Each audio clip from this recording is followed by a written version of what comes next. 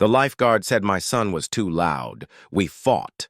I never imagined she meant she'd never let him out of the pool again. The sun beat down on the shimmering cerulean water of the community pool, turning the surface into a blinding kaleidoscope of fractured light. For 7-year-old Leo, it was his kingdom, a place where the rules of the world, the hushed libraries, the sterile classrooms, the polite quiet of the grocery store, dissolved into a joyful, chlorinated chaos. He wasn't a destructive child. He was just a full one. Every ounce of his vibrant, uncontained energy was poured into the act of living, and right now, that meant launching himself into a supernova of splashes, a laugh erupting from his chest that was a siren call to pure, unadulterated happiness.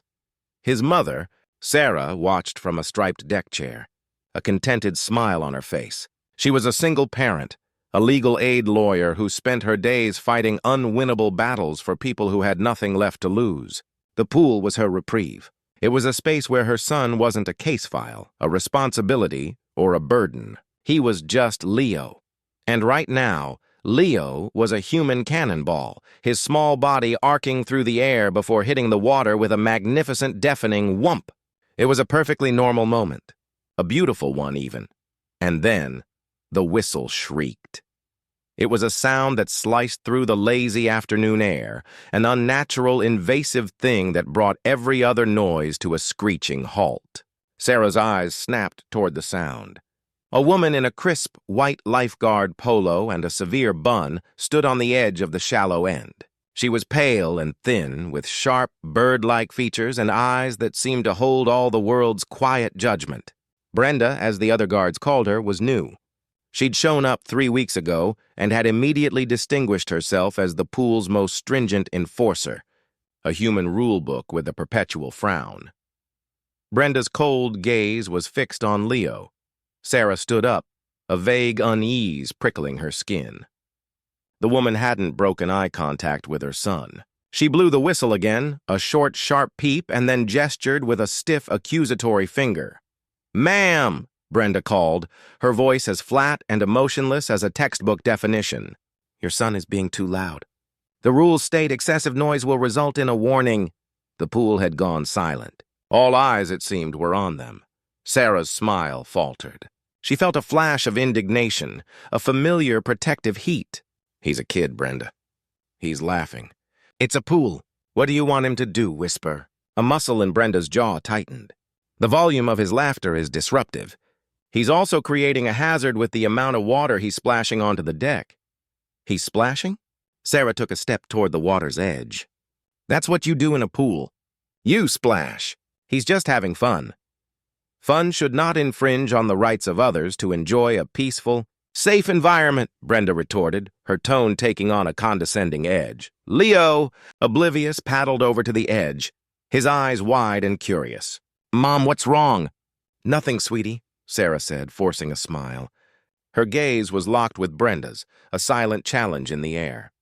"Just an overzealous lifeguard." Brenda's lips thinned into a pale line. "That is one warning, ma'am. If it continues, he will be asked to leave the water." The threat hung in the air, heavy and ridiculous. Sarah felt her lawyerly calm evaporate, replaced by a surge of raw, maternal fury. "You can't be serious. This is insane. Are you going to go around to every laughing kid and give them a warning?" "Only those who are excessive," Brenda said, a subtle, almost imperceptible smirk playing at the corners of her mouth. A rule is a rule. Sarah knew it was a losing battle. The woman was fueled by a rigid sense of authority. She gathered her things, her hands shaking slightly with a mix of anger and helplessness. "Come on, Leo, we're getting out." This woman is ridiculous. But as Sarah turned to walk away, she saw a new, more sinister expression on Brenda's face. The polite, professional mask had slipped. In its place was something cold, something ancient. It was the look of a predator who had just marked its prey. The next day, they returned. The pool was half empty, the weather overcast. Leo was, for once, quieter, sensing his mother's tension.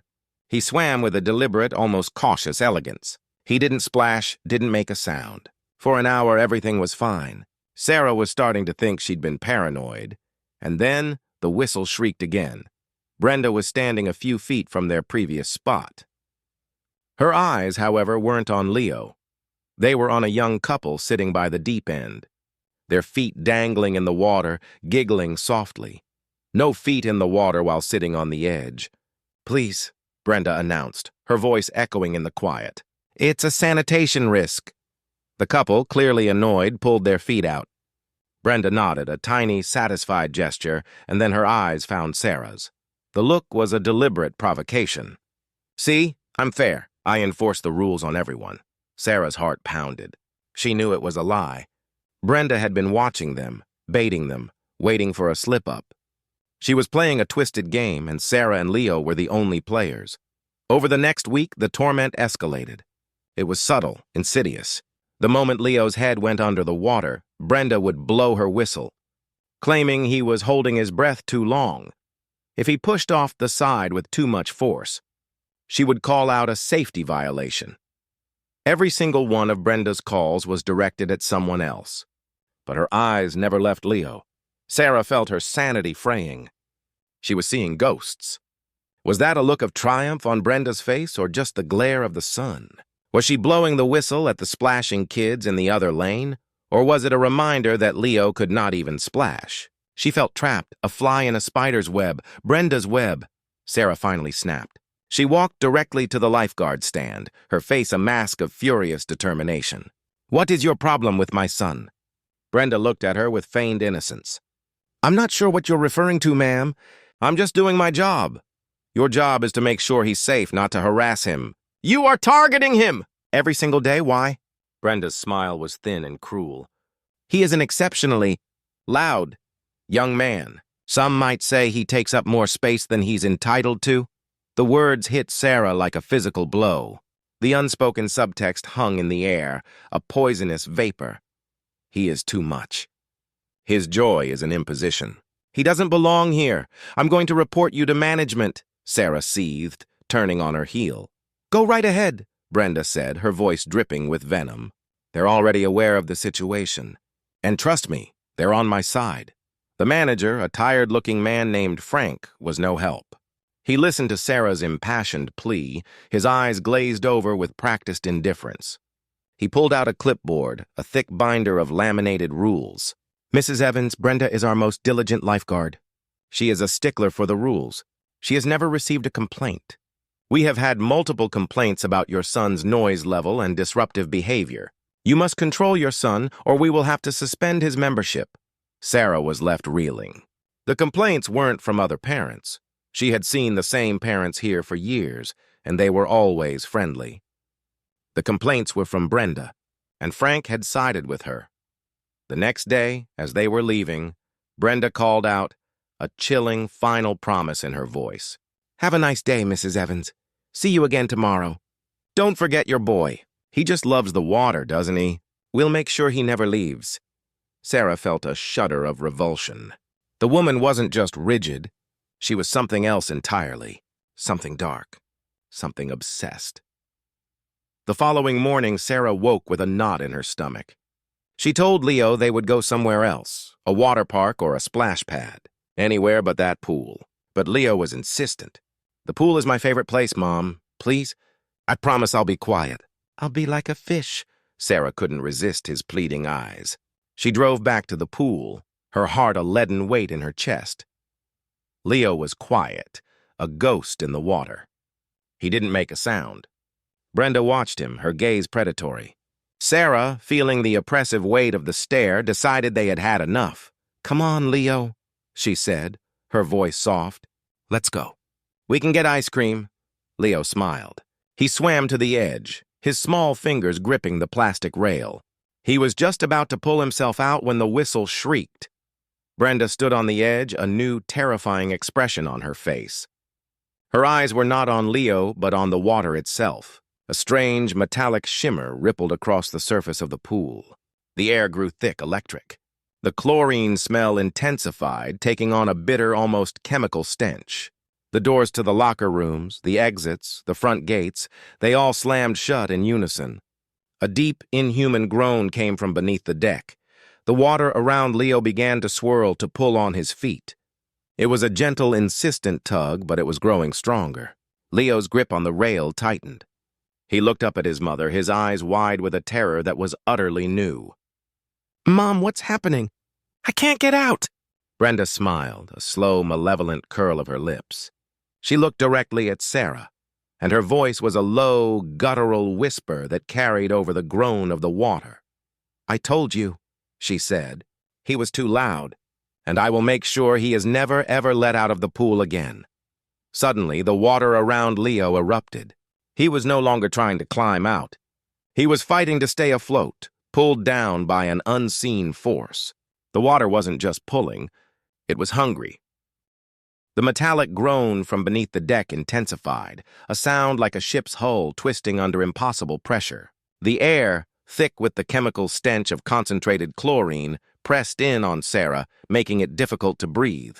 But all of her senses, all of her being, were focused on a single point: her son, Leo, and the water that had turned from a source of joy into a liquid nightmare.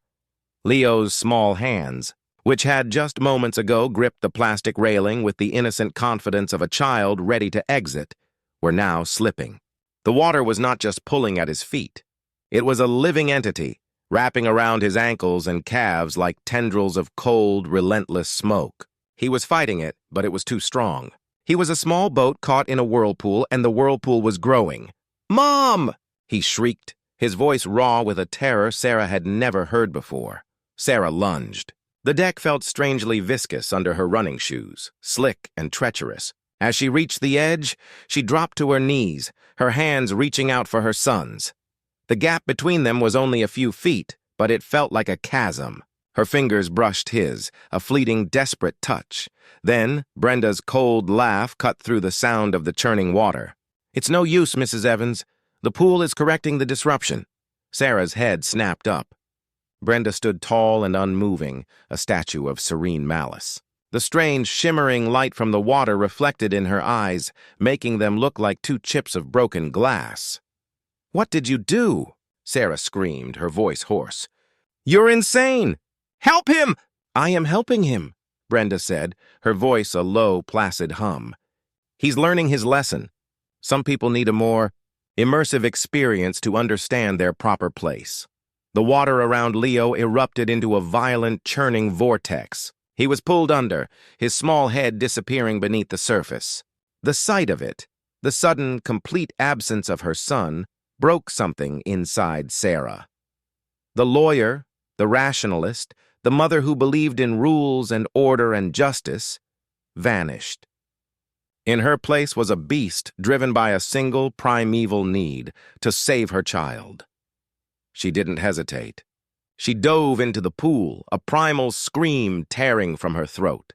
The moment she hit the water, it was like hitting a wall of solid ice. The cold was a shocking, bone-deep agony, but she pushed through it.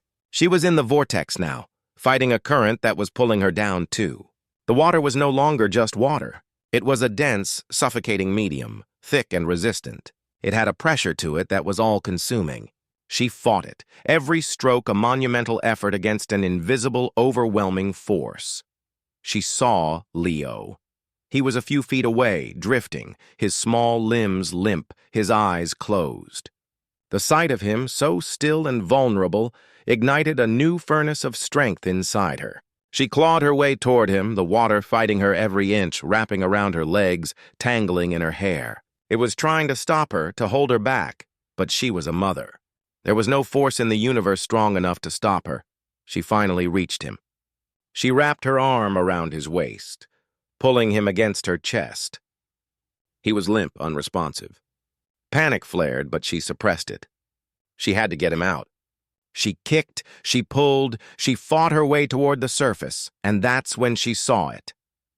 At the bottom of the pool, submerged beneath the churning water, was a symbol, a perfectly etched circle with a trident shape rising from its center. The symbol was glowing with the same eerie, metallic light that had shimmered on the surface. It was pulsing, and with every pulse the vortex grew stronger. Sarah glanced up.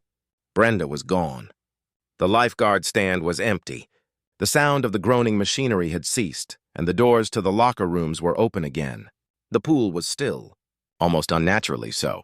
It was a perfect, crystalline surface, a glass mirror reflecting the gray sky, Panic, cold and sharp, stabbed at Sarah's heart.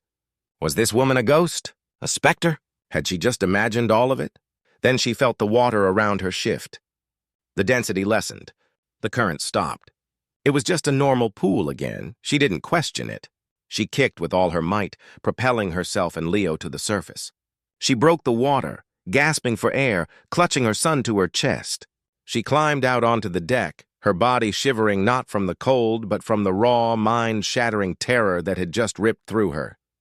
Leo coughed, a strangled, wet sound. He opened his eyes, blinking up at her, his face pale, his lips blue. "Mom?"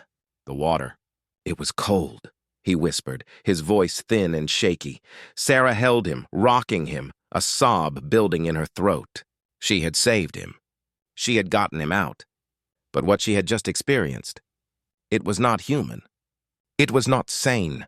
It was something out of a nightmare, a fairy tale of a monstrous, vengeful entity. And she had looked it in the eye. She quickly dressed Leo in a towel, her mind a whirlwind of fear and disbelief. As she wrapped him in the warm towel, a small, laminated card fell from the folds of his wet trunks. It was a new membership card, one of those digital-looking ones with a barcode and a QR code. But the picture on the card was not Leo's. It was a blurred, indistinct image, a face that was almost a blank, but with one unnervingly clear detail, the cold, judging eyes of Brenda. Underneath the photo, in a tiny, almost unreadable font, were the words, "Property of the Aquatic Order." Sarah stared at the card, her blood running cold. This wasn't just a disgruntled lifeguard. This was something else, something connected to the pool itself. The card felt clammy in her hand, the plastic unnervingly warm, as if it had been in the water with them. She quickly put it in her pocket, her heart pounding a furious rhythm against her ribs. She bundled Leo into the car, his small body still shaking from the cold and the fear. The drive home was silent. Sarah's mind raced, replaying every moment.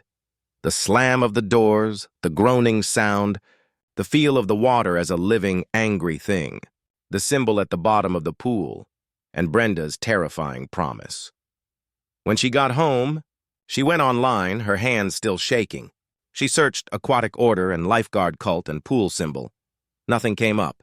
She was in a vacuum, completely alone with this impossible reality. She was a lawyer, a woman of facts and evidence, and she had just lived through something that defied all logic. She glanced over at Leo, who was now asleep on the couch, wrapped in a blanket, a faint, lingering shiver still running through him. She had to protect him, no matter what. She went to her home office and pulled out the old box of her father's things. He had been a conspiracy theorist, a man who believed in a hidden world beneath the surface of reality. She had always dismissed his ramblings as the eccentricities of an old man, but now a chilling thought struck her. Maybe he had been right. Maybe he had known something about this dark world she was now a part of.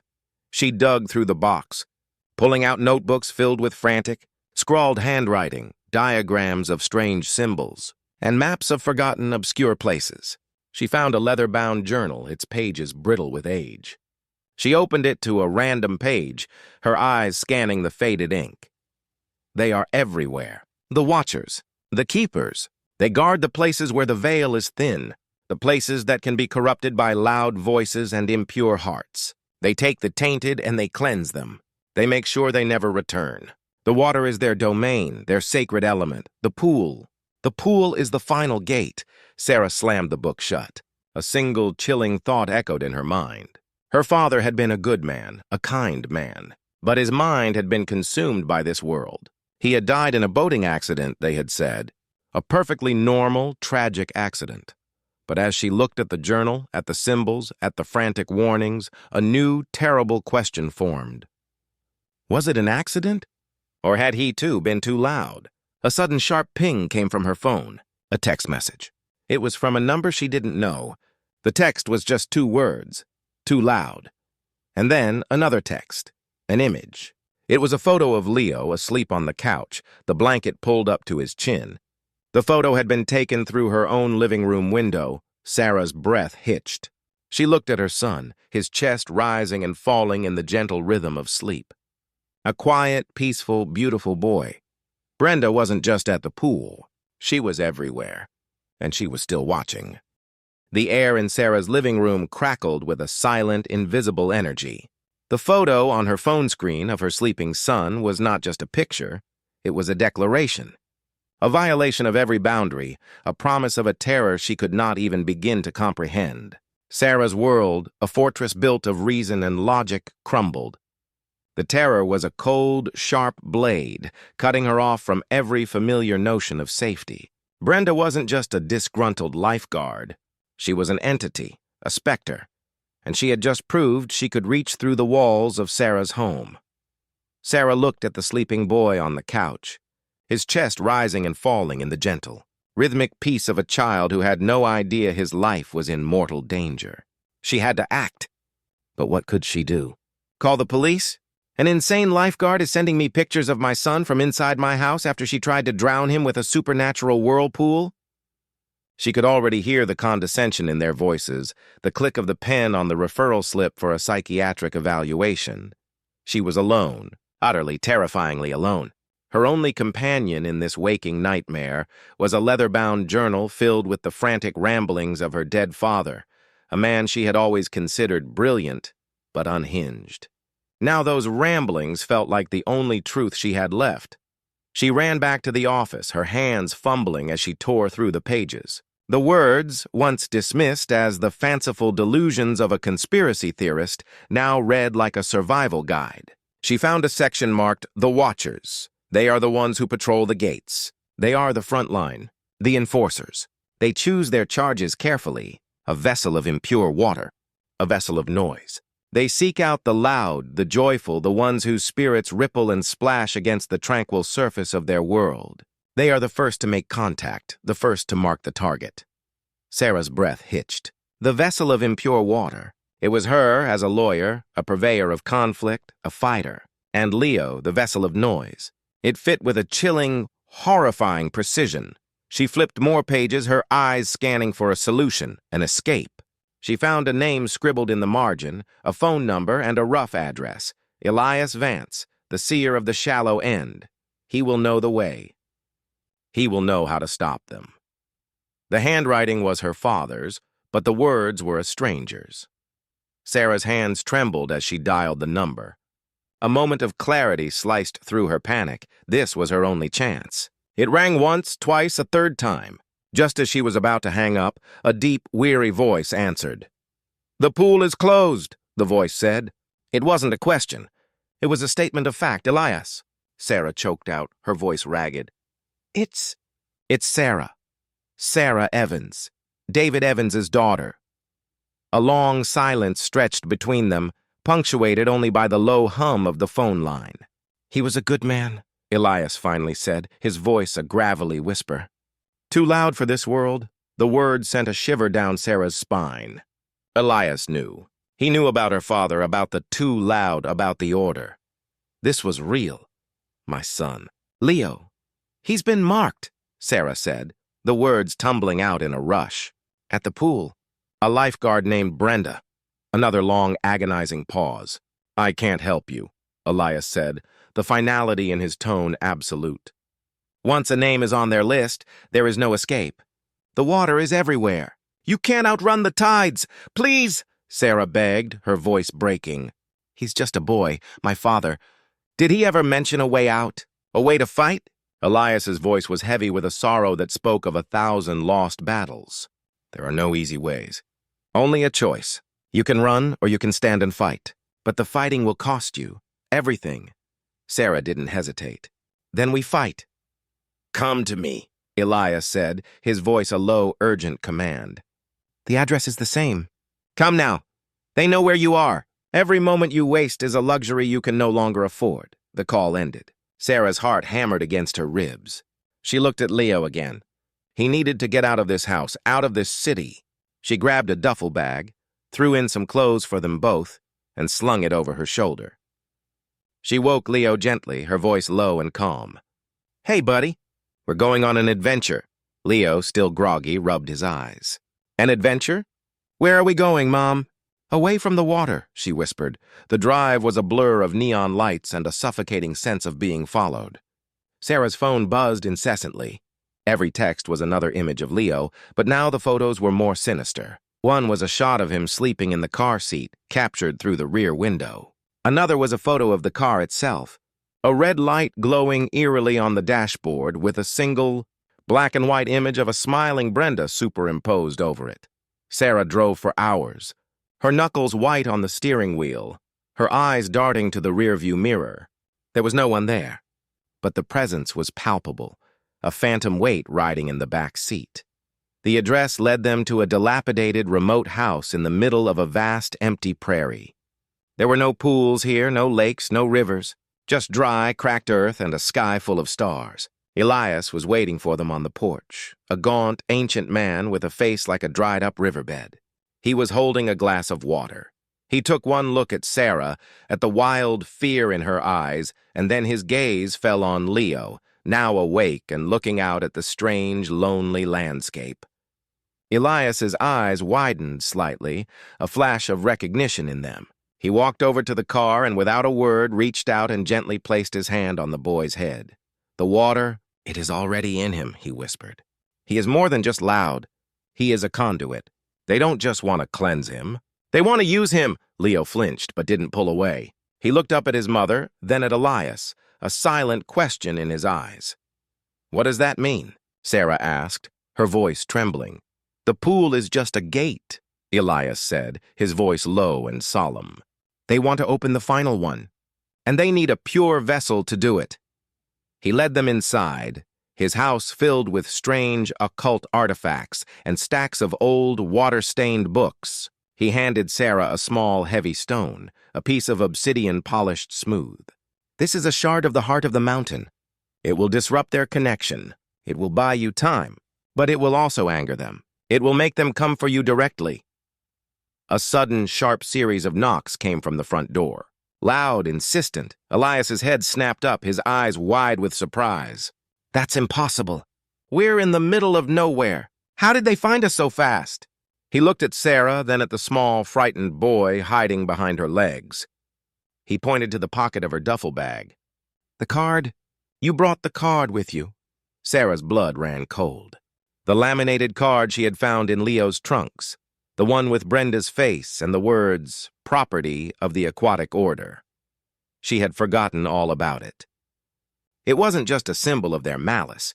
It was a tracking device, a piece of the pool connected to them like a beacon. The knocking at the door ceased. A new sound replaced it, the sound of water gushing from the pipes in the walls, the steady, rhythmic drip. Drip, drip of a faucet.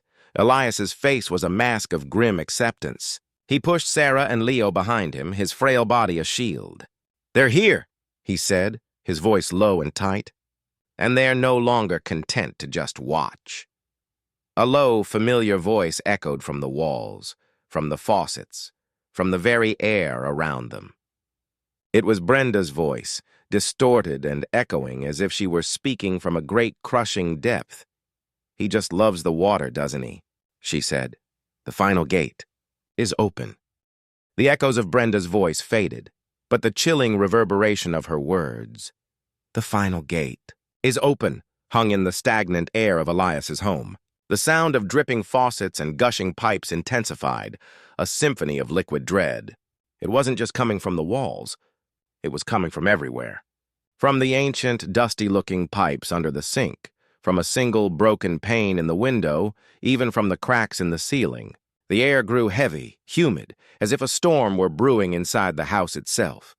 Elias, his face a mask of grim determination, thrust the piece of obsidian into Sarah's hand. "This is a conduit.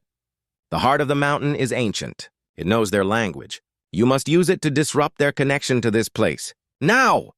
Sarah didn't question him.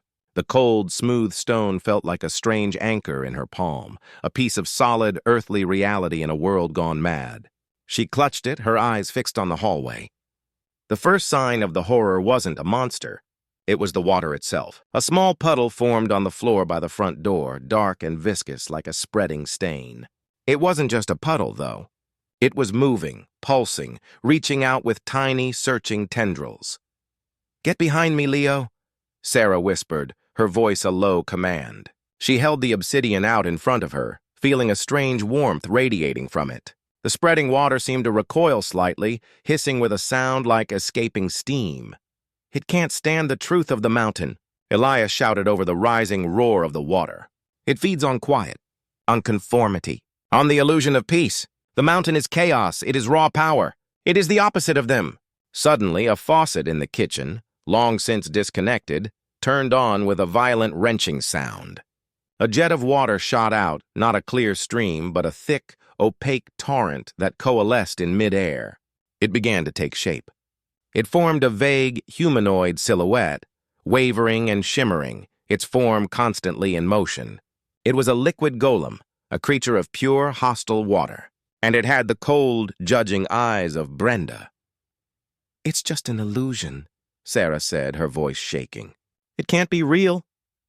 "All illusions are real when they can hurt you," Elias said, his frail body trembling with the effort of holding his own ground. "It's a manifestation. A watcher's true form is liquid chaos.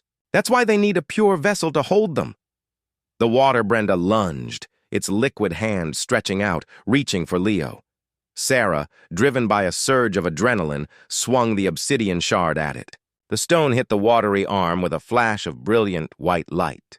The arm disintegrated into a cloud of steam, a shriek of inhuman rage echoing through the house. The golem recoiled, its form rippling violently. It was a brief victory, a temporary disruption. But the attack had a terrible consequence. From the faucets in every room, from the pipes in the walls, from the very foundation of the house, a torrent of water erupted. The golem wasn't a single threat. It was a distraction. The real danger was the rising tide. The floor of the house was now covered in several inches of cold, dark water. It was rising fast. It seeped into the furniture, soaked the antique rugs, and clung to their ankles like a malevolent beast. The air became even more suffocating. Sarah could barely see through the mist, her vision obscured by the oppressive, humid atmosphere. "Upstairs! Go upstairs! The ley lines are weaker on the second floor," Elias yelled, his voice strained. He turned to face the main torrent, which was now coalescing into multiple shapes, small, liquid hands reaching out from the growing flood. He held up a strange, twisted branch, a staff of some sort, its surface carved with intricate, ancient symbols. "I will hold them back," he bellowed. "Get your son to safety. Don't look back." Sarah grabbed Leo and ran. The stairs were slick with water, each step a treacherous slide. She scrambled up, her heart pounding a furious drumbeat in her ears. Behind them, she could hear the sounds of a struggle, the hissing of steam, the low, guttural roar of the water golems, and Elias's strained grunts of effort. They made it to the second floor, bursting into a small bedroom. The air was cleaner here, the oppressive humidity less intense. The windows were dry, and a single small crack in the ceiling was mercifully still. For a moment, she allowed herself a small gasp of relief, but it was short-lived. A new sound reached her ears, a sound like pebbles rattling in a tin can. It was coming from the pipes in the walls. The sound grew louder, more frantic. The walls themselves seemed to swell and groan. A single small drop of water seeped from a crack in the drywall, followed by another. And then another. The wall was weeping. The small drops became a trickle, the trickle a steady flow, and the flow a gushing torrent. The water was inside the walls, a parasitic entity that had infested the very structure of the house. A new shape formed from the gushing water, not a golem this time, but a long serpentine coil. It had no face, no eyes, just a blunt, watery head with a single glowing symbol on its surface, the circle with the trident. The same symbol Sarah had seen at the bottom of the pool. "Leo, run!" Sarah screamed, shoving him behind her. The obsidian shard felt hot in her hand, the warmth a protective shield against the chilling presence of the water creature. The water serpent lunged, its head striking the floor with a wet, slapping sound. It was fast, a liquid bullet. Sarah brought the obsidian up, its power radiating outwards in a desperate attempt to fend off the attack. But the creature was relentless. It didn't try to hit her. It went around her, its body slithering along the floor, coiling around Leo's legs. "Mom!" he cried, his voice muffled. Sarah watched in horror as her son was lifted off the ground, held captive by the slimy, cold embrace of the water snake. It was lifting him slowly but surely toward the open window, toward the night sky. A new voice, low and distorted, echoed from the walls. Not Brenda's, but a chorus of voices, a wave of ancient whispers. The pure vessel is chosen. He shall be one of us. He will open the final gate. The great flood awaits him. Sarah's mind raced. What was the final gate? The pool had been a gate. The house had been a gate. What was next? She looked at the water serpent, at the obsidian shard in her hand, at her terrified son being carried away. She had to get to him. The obsidian was their only chance. She took a step forward, ready to fight, when she saw a change in the water serpent. A single dark fleck appeared in its transparent body. Then another. They were moving, swirling, small and dark against the rippling surface. Sarah peered closer, her heart sinking. They were teeth. The water serpent was becoming a mouth with hundreds of tiny, razor-sharp teeth, its jaws opening wider and wider as it brought Leo closer to its watery, devouring center. A new wave of primal fear washed over her. It wasn't just a gate, it was a stomach. The pool wasn't a punishment. It was a hunting ground, and she had walked right back into the lion's den. She had to fight. There was no time to run. She raised the obsidian shard, its light now blazing with a fierce, angry glow. But a new voice, quiet and terrifyingly close, came from directly behind her. "I told you," the voice of Brenda whispered, her breath cold on Sarah's neck.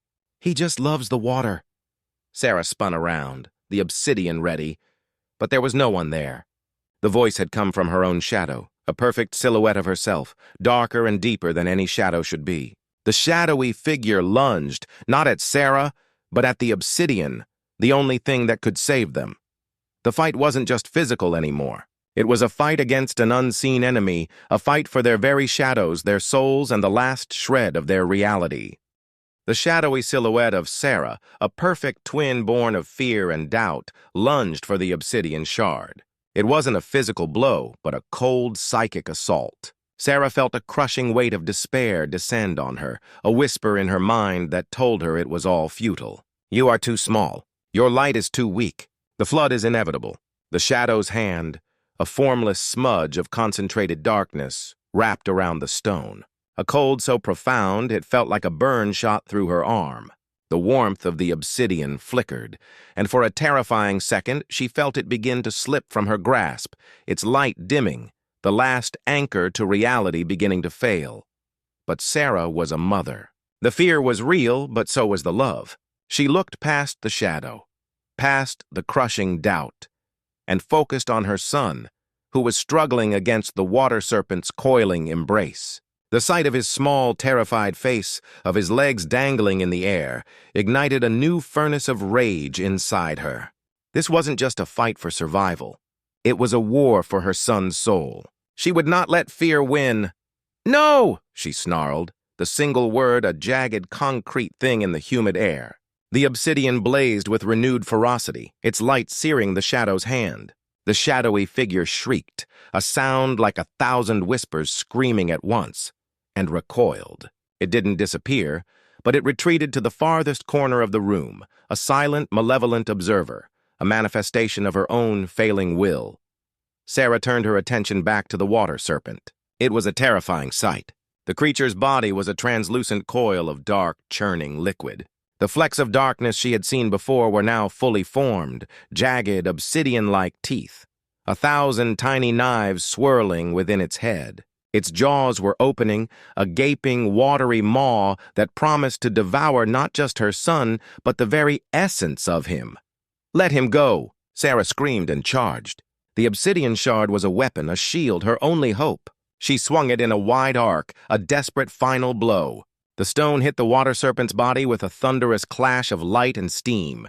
The creature shrieked, a high-pitched, inhuman whistle. Its coils unraveled, its grip on Leo loosening. Leo fell, and Sarah lunged, catching him just as he hit the floor. The water that had been consuming the house was now receding, gurgling back into the walls and pipes, a vast, unseen tide pulling away. For a moment, there was a sense of victory, a surge of triumph. The watchers were in retreat, but the relief was short-lived. A guttural roar, filled with pain and raw, furious defeat, echoed from the floor below. It was Elias. The sound was so profound, so filled with a final broken humanity that it went through Sarah like a spear. The conduit! Elias's voice, now a strained, ragged scream, echoed up the stairwell. The obsidian is only a half-truth. The mountain's heart is in the ice! You must freeze it! Sarah's heart sank. She looked at the obsidian shard in her hand. It was vibrating, a deep, resonant hum, and tiny crystalline fractures were spiderwebbing across its surface. The stone was overtaxed. It had repelled the liquid creatures, but it couldn't destroy them. It was a key, but not the lock. She looked at Leo. The boy's eyes were wide with a fear that had no name. The water serpent had not vanished. It was simply a few feet away, its liquid form churning and reforming, its razor-sharp teeth glinting in the faint light. It was learning, adapting. It was waiting for its moment to strike again, and that's when she felt it. A new presence. It was not a physical manifestation, but a cold, clear, piercing sensation. It was a different kind of quiet. A cold quiet. It radiated from the floor beneath her, from the walls, from the very air. This was the quiet Elias had spoken of. The quiet that was the true opposite of the mountain's chaos. She looked down at the floorboards, which were still slick with a fine sheen of water. The water was no longer dark and viscous. It was now clear, and as she watched, it began to freeze. A thin layer of ice spread outwards from the spot where Elias's staff had been, a slow, unstoppable wave of absolute stillness. The water serpent, sensing the change, recoiled, its body a frantic ripple of liquid fear. It thrashed against the floor, trying to escape the encroaching cold. But it was too late. The ice was everywhere now. It climbed the walls, covering the weeping drywall, silencing the sound of the gushing pipes. The entire second floor was becoming a crystalline tomb. The water serpent let out a final, ear-splitting scream of pure anguish as the ice engulfed it. Its liquid form hardened, its teeth locking into place in a final agonizing snarl. It was no longer a serpent. It was a statue of clear, frozen terror. The air went dead silent. The noise, the dripping, the hissing, all of it was gone. The only sound was the thumping of Sarah's own heart, a frantic, desperate beat in the absolute quiet. Leo was safe. The water creature was gone. Sarah fell to her knees, holding her son, her body shaking from the adrenaline and the cold. But the victory felt hollow. She looked at the obsidian in her hand. The fractures were deepening. The stone was now a shattered star, a relic of a power that was now spent. Then, the true horror revealed itself. The floor beneath her was now a sheet of flawless, transparent ice, and trapped within it, frozen in a single, solitary block, was Elias. His eyes were wide open, his body contorted in a silent scream. His hand, stretched out towards Sarah, held a small, leather-bound book. His face, frozen in an expression of final, crushing defeat, spoke of a truth she was only now beginning to grasp. He wasn't defeated. He was a sacrifice. He had drawn the water in, and then he had called the quiet, the absolute stillness, to freeze it all in place. He had done it for them. Sarah's breath hitched. She looked at the obsidian, at the ice, at her son. She had fought the loud, and now she was trapped in the quiet. This was the true nature of their prison. This was the true meaning of the final gate, and then she saw it. Trapped within the ice, a few inches from Elias's frozen hand, was the laminated card she had found in Leo's trunks. It was a symbol of their connection, a tracking device. She had not let it go. It had been with her the whole time. The card was now glowing with a soft, pulsing light, the same color as the ice, as if it were the heart of this frozen, still prison. Brenda had not been just a watcher. She was the one who could turn chaos into order, motion into stillness, and life into a cold, silent monument. The battle had only just begun, and they were now standing in the first-ever mausoleum of the Watchers, and then a tiny, almost inaudible sound like the cracking of an eggshell came from the floor. A single thin crack appeared in the ice, originating from the glowing card and snaking its way toward Leo. It was getting closer, slowly, but relentlessly.